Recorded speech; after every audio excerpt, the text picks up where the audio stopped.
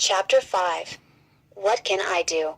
Begin your own program by taking step 1 from the previous chapter, how it works. When we fully concede to our innermost selves that we are powerless over our addiction, we have taken a big step in our recovery. Many of us have had some reservations at this point, so give yourself a break and be as thorough as possible from the start. Go on to step 2, and so forth, and as you go on you will come to an understanding of the program for yourself. If you are in an institution of any kind and have stopped using for the present, you can with a clear mind try this way of life. Upon release, continue your daily program and contact a member of NA. Do this by mail, by phone, or in person. Better yet, come to our meetings. Here, you will find answers to some of the things that may be disturbing you now. If you are not in an institution, the same holds true. Stop using for today. Most of us can do for 8 or 12 hours what seems impossible for a longer period of time. If the obsession or compulsion becomes too great, put yourself on a 5-minute basis of not using. Minutes will go to hours, and hours to days, so you will break the habit and gain some peace of mind. The real miracle happens when you realize that the need for drugs has in some way been lifted from you. You have stopped using and have started to live. The first step to recovery is to stop using. We cannot expect the program to work for us if our minds and bodies are still clouded by drugs. We can do this anywhere, even in prison or an institution. We do it any way we can, cold turkey or in a detox, just as long as we get clean. Developing the concept of God as we understand Him is a project that we can undertake. We can also use the steps to improve our attitudes. Our best thinking got us into trouble. We recognize the need for change. Our disease involved much more than just using drugs, so our recovery must involve much more than simple abstinence. Recovery is an active change in our ideas and attitudes. The ability to face problems is necessary to stay clean. If we had problems in the past, it is unlikely that simple abstinence will solve these problems. Guilt and worry can keep us from living in the here and now. Denial of our disease and other reservations keep us sick. Many of us feel that we cannot possibly have a happy life without drugs. We suffer from fear and insanity and feel that there is no escape from using. We may fear rejection from our friends if we get clean. These feelings are common to the addict seeking recovery. We could be suffering from an overly sensitive ego. Some of the most common excuses for using are loneliness, self-pity, and fear. Dishonesty, close-mindedness, and unwillingness are 3 of our greatest enemies. Self-obsession is the core of our disease. We have learned that old ideas and old ways won't help us to stay clean or to live a better life. If we allow ourselves to stagnate and cling to terminal hipness and fatal cool, we are giving into the symptoms of our disease. One of the problems is that we found it easier to change our perception of reality than to change reality. We must give up this old concept and face the fact that reality and life go on, whether we choose to accept them or not. We can only change the way we react and the way we see ourselves. This is necessary for us to accept that change is gradual and recovery is an ongoing process. A meeting a day for at least the first 90 days of recovery is a good idea. There is a special feeling for addicts when they discover that there are other people who share their difficulties, past and present. At first we can do little more than attend meetings. Probably we cannot remember a single word, person or thought from our first meeting.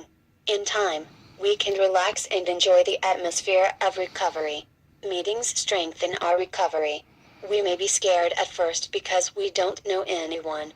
Some of us think that we don't need meetings. However, when we hurt, we go to a meeting and find relief. Meetings keep us in touch with where we've been, but more importantly with where we could go in our recovery. As we go to meetings regularly, we learn the value of talking with other addicts who share our problems and goals. We have to open up and accept the love and understanding that we need in order to change. When we become acquainted with the fellowship and its principles and begin to put them into action, we start to grow. We apply effort to our most obvious problems and let go of the rest. We do the job at hand, and as we progress, new opportunities for improvement present themselves. Our new friends in the fellowship will help us. Our common effort is recovery. clean, we face the world together. We no longer have to feel backed into a corner, at the mercy of events and circumstances. It makes a difference to have friends who care if we hurt. We find our place in the fellowship, and we join a group whose meetings help us in our recovery. We have been untrustworthy for so long that most of our friends and families will doubt our recovery. They think it won't last. We need people who understand our disease and the recovery process. At meetings, we can share with other addicts, ask questions, and learn about our disease. We learn new ways to live. We are no longer limited to our old ideas. Gradually, we replace old habits with new ways of living. We become willing to change. We go to meetings regularly, get and use telephone numbers, read literature, and most importantly, we don't use. We learn to share with others. If we don't tell someone we are hurting, they will seldom see it. When we reach out for help, we can receive it. Another tool for the newcomer is involvement with the fellowship. As we become involved, we learn to keep the program first and take it easy in other matters. We begin by asking for help and trying out the recommendations of people at the meetings. It is beneficial to allow others in the group to help us. In time, we will be able to pass on what we have been given. We learn that service to others will get us out of ourselves. Our work can begin with simple actions, emptying ashtrays, making coffee, cleaning up, setting up for a meeting, opening the door, chairing a meeting, and passing out literature. Doing these things helps us feel a part of the fellowship. We have found it helpful to have a sponsor and to use this sponsor. Sponsorship is a two-way street. It helps both the newcomer and the sponsor. The sponsor's clean time and experience may well depend on the availability of sponsors in a locality. Sponsorship for newcomers is also the responsibility of the group. It is implied and informal in its approach, but it is the heart of the no way of recovery from addiction, one addict helping another. One of the most profound changes in our lives is in the realm of personal relationships. Our earliest involvements with others often begin with our sponsor. As newcomers, we find it easier if we have someone whose judgment we trust and in whom we can confide. We find that trusting others with more experience is a strength rather than a weakness. Our experience reveals that working the steps is our best guarantee against relapse. Our sponsors and friends can advise us on how to work the steps. We can talk over what the steps mean. They can help us to prepare for the spiritual experience of living the steps. Asking God as we understand Him for help improves our understanding of the steps. When we are prepared, we must try out our newly found way of life. We learn that the program won't work when we try to adapt it to our life. We must learn to adapt our life to the program. Today, we seek solutions, not problems. We try what we have learned on an experimental basis. We keep what we need and leave the rest. We find that by working the steps, communicating with our higher power, talking to our sponsors, and sharing with newcomers, we are able to grow spiritually. The 12 steps are used as a program of recovery. We learn that we can go to our higher power for help in solving problems.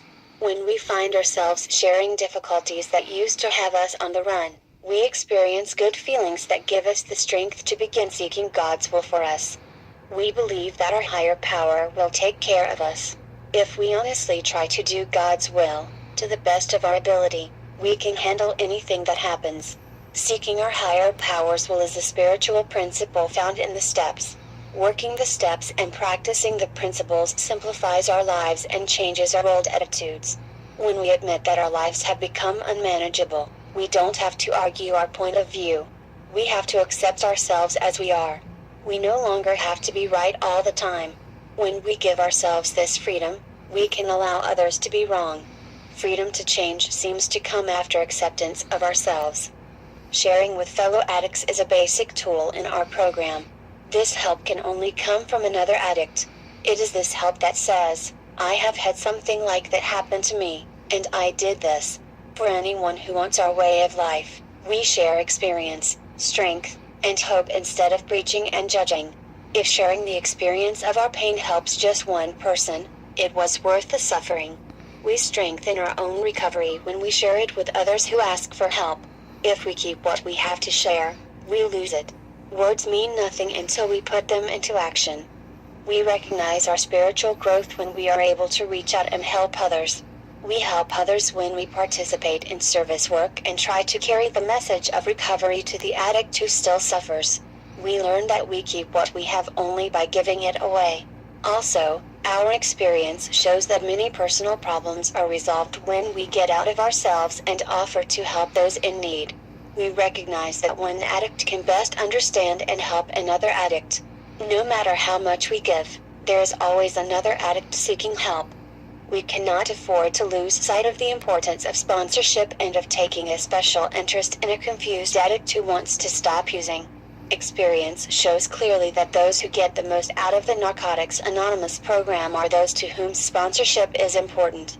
Sponsorship responsibilities are welcomed by us and accepted as opportunities to enrich our personal NA experience. Working with others is only the beginning of service work. NA service allows us to spend much of our time directly helping suffering addicts, as well as ensuring that Narcotics Anonymous itself survives. This way we keep what we have by giving it away.